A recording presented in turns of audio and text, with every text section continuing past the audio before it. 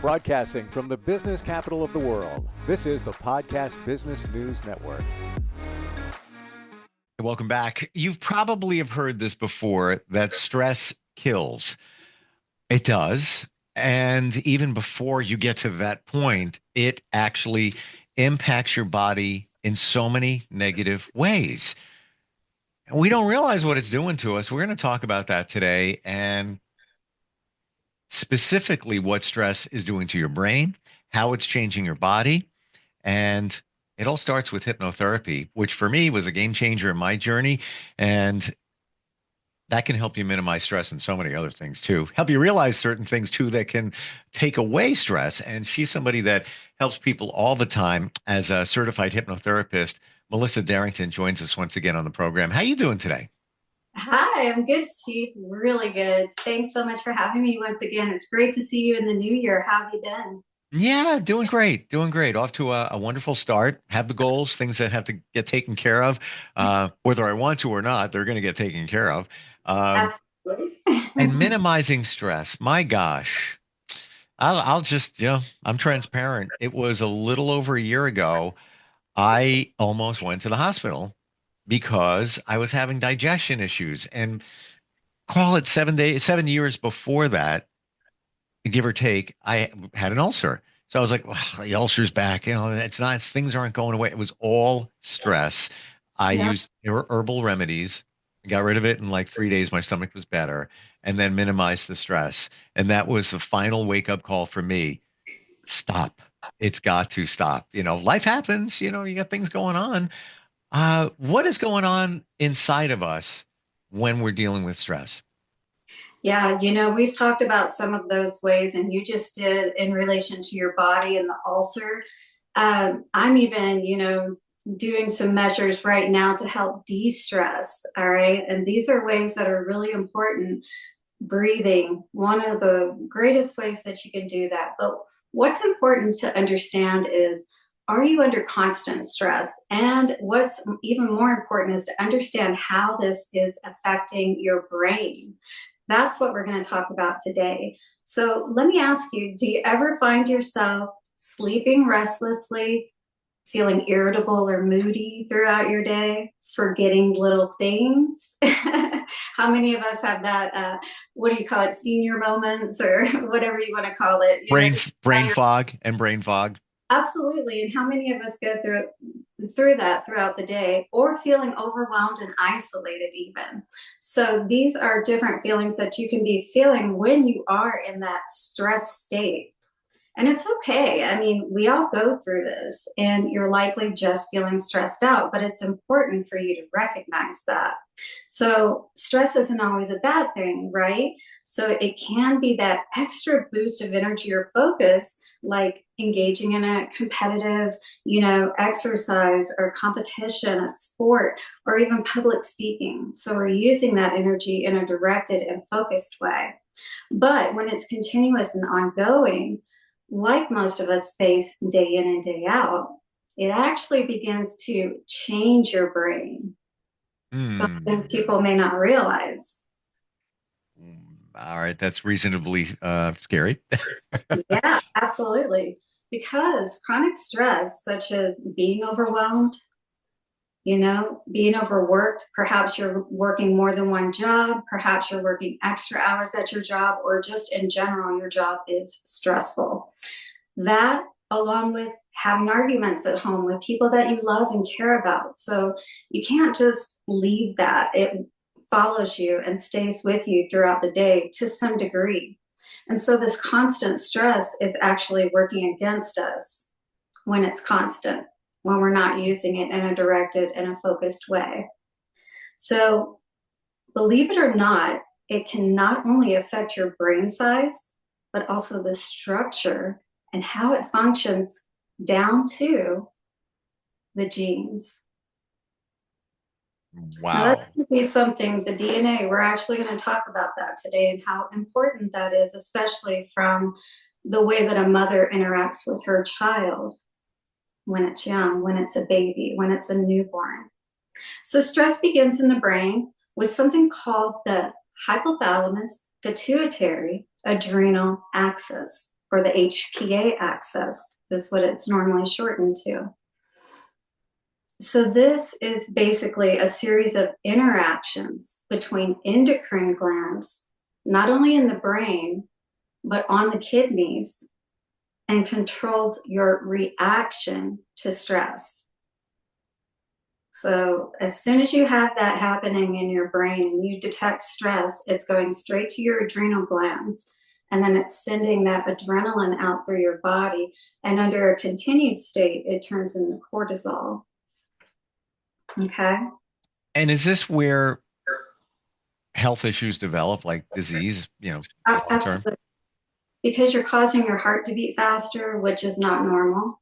Or if you think about it from a basic perspective of a cell, cells are meant to be in a state of rest unless they're needing to be used for whatever reason.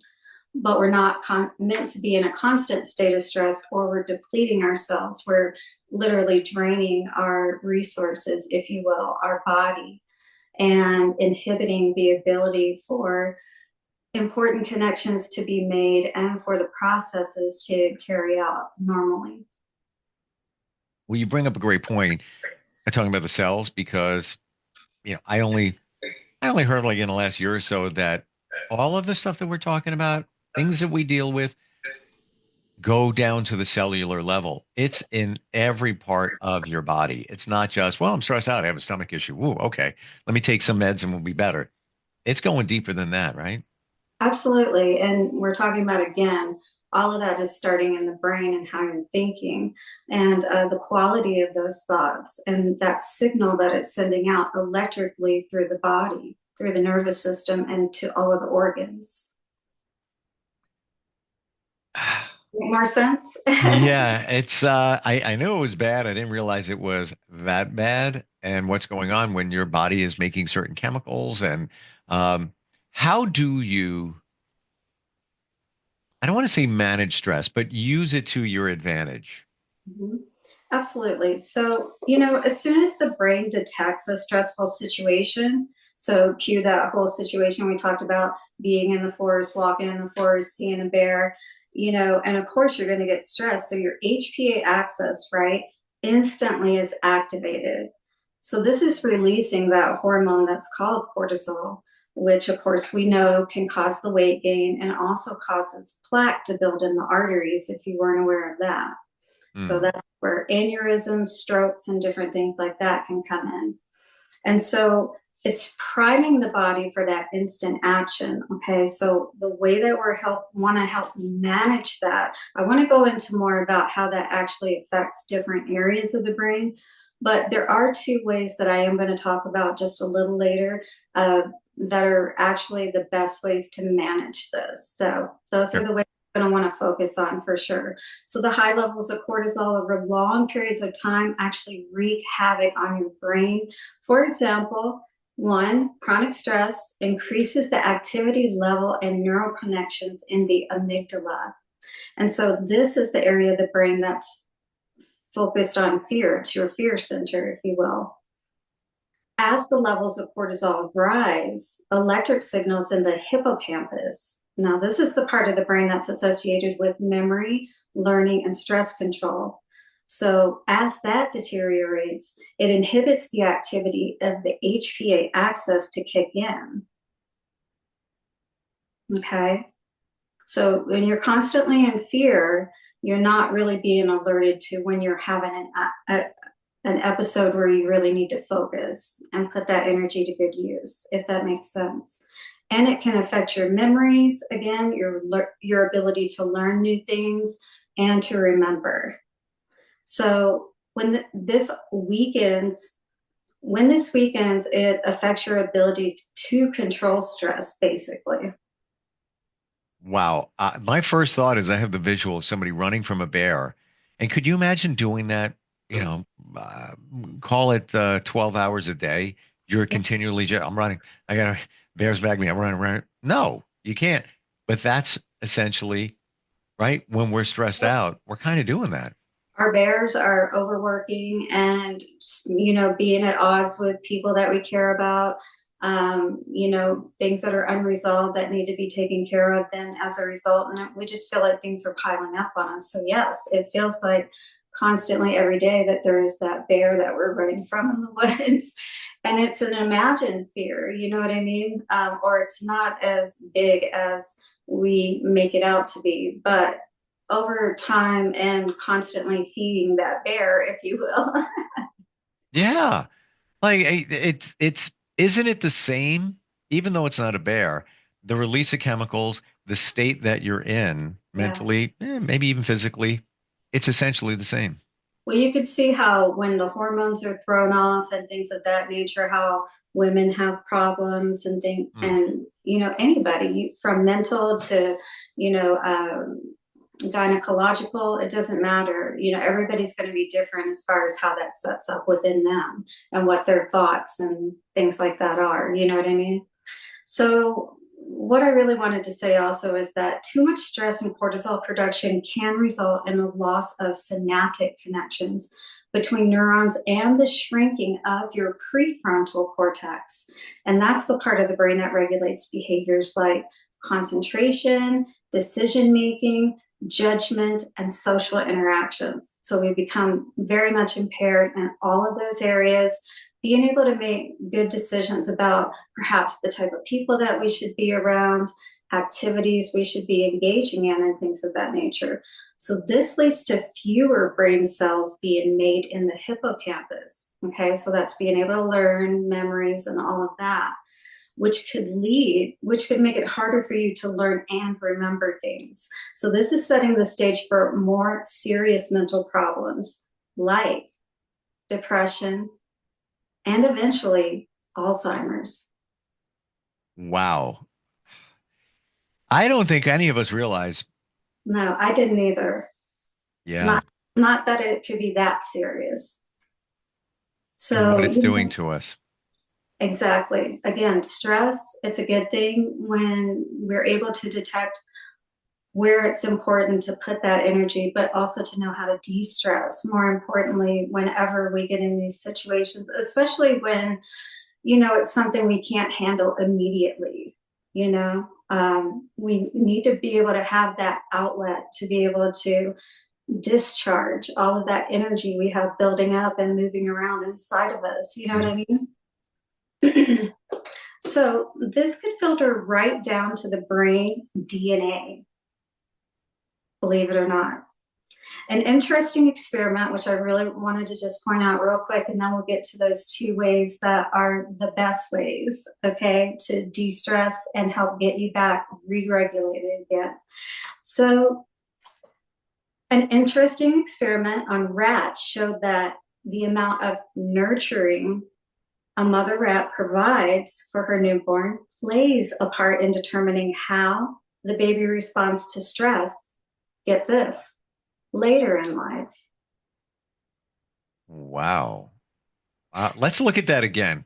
So you're saying that the way the mother nurtures the baby Right. is how the baby, when it becomes older, Mhm. handles stress and nurtures others? Absolutely. Wow.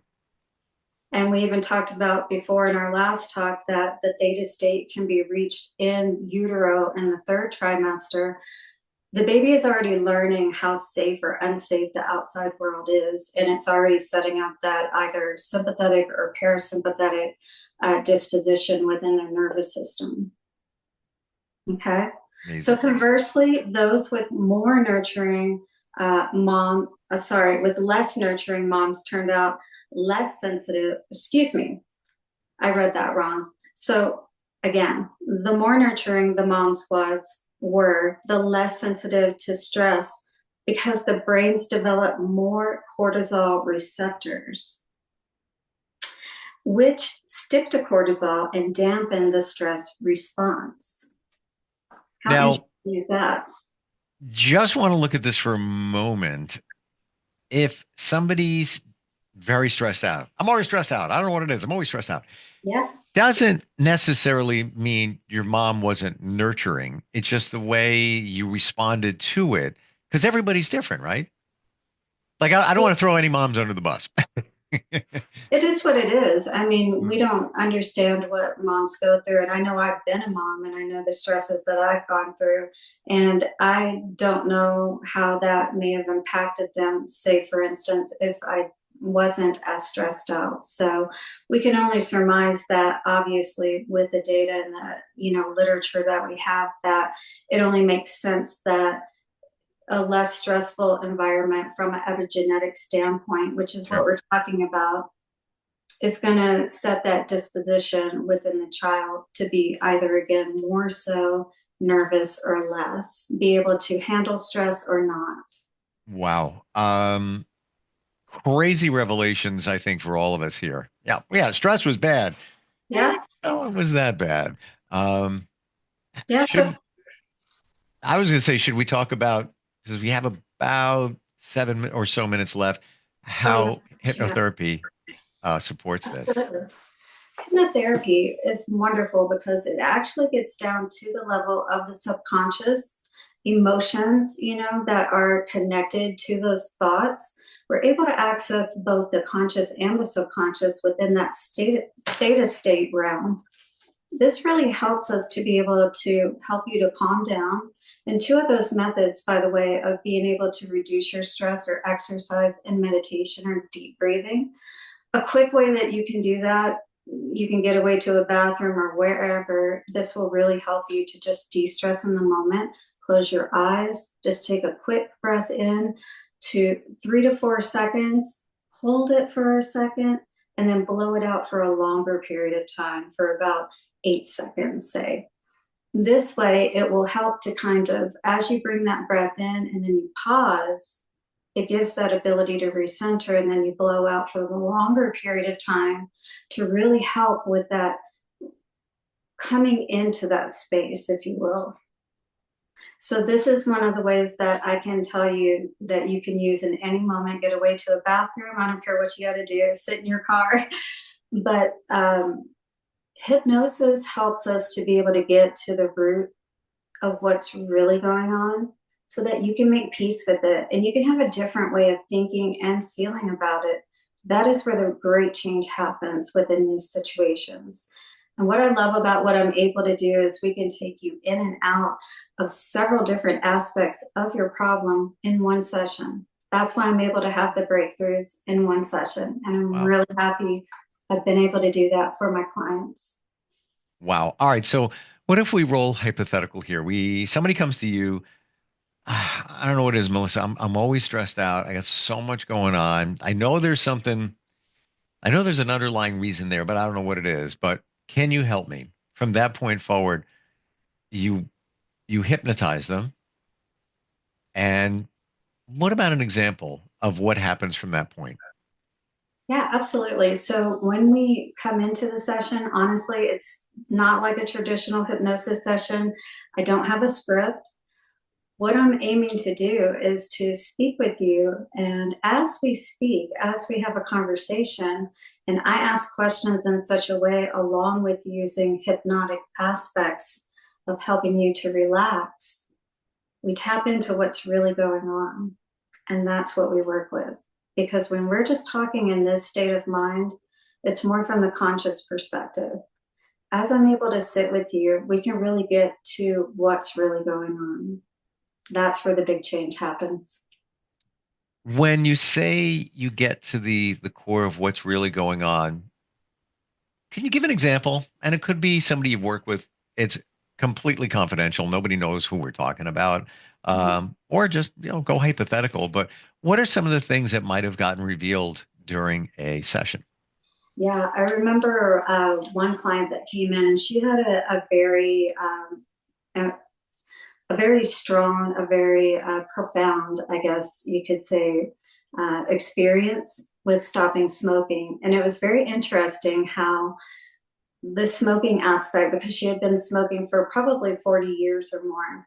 And when we went back and she started to tap into emotions around that, it was interesting that she said, all of the people who loved me were the ones that I smoked with.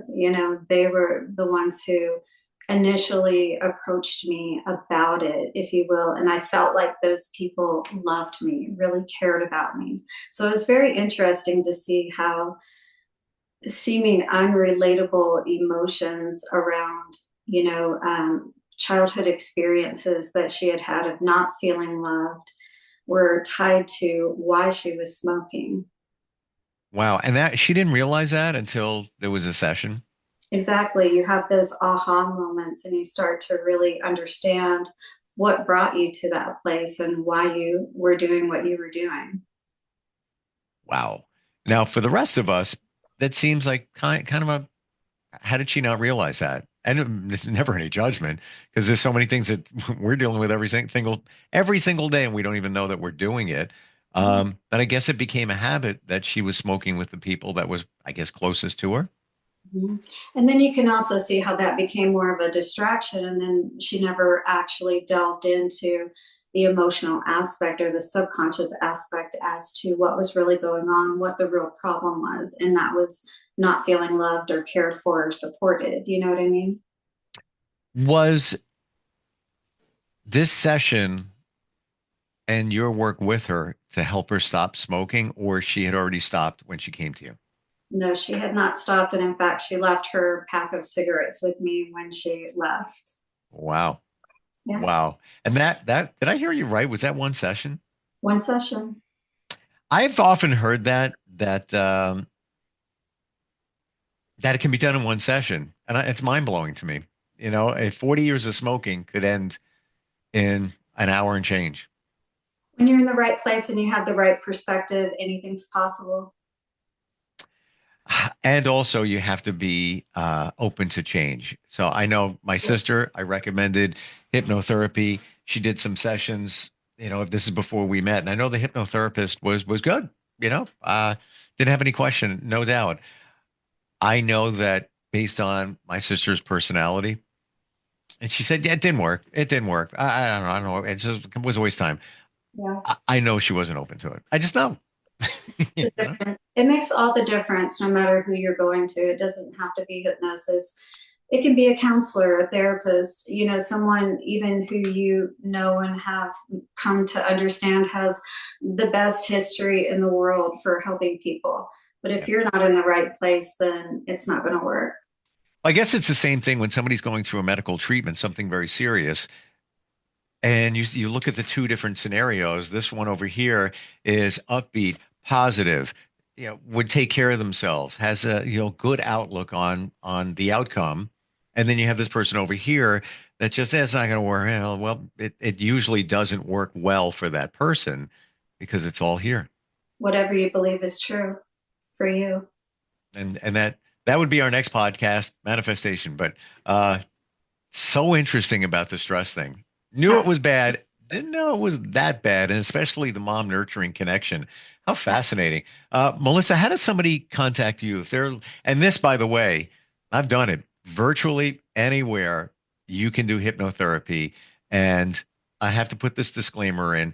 There's no way that Melissa can control your mind without your permission. You're not giving up credit card numbers, sensitive information, unless you want to. But there's no way somebody can get that from you. So just let's get that out of the way here. How do we find you? Absolutely. Yes, I'm on Google. Do a Google search for Happy Medium Hypnosis, where you can find a Calendly link and you can schedule a 60-minute success strategy call, as I like to call it, with me. Also, my website is Happy Medium Hypnosis, and my phone number, if you are interested in speaking engagements or group sessions, anything like that, would be 602-622-2684. Fantastic talking with you today. I know it's been a while. Great to reconnect with you, and just your energy is so positive and your insight just amazing. Thank you. Very much the same. Thank you so much, Steve. Have a great day. You too. We'll be right back. Are you looking for even more of the podcasts and hosts that you love? The Podcast Business News Network is proud to announce that you now have even more ways to listen live. Check out the MyTuner Radio, online radio box, and Simple Radio apps on iOS and Android, or find us online. Search for Business News Network on mytuner-radio.com, or search Podcast Business News Network on streama.com and onlineradiobox.com/US. Take your podcast on the go and don't miss a minute of the action.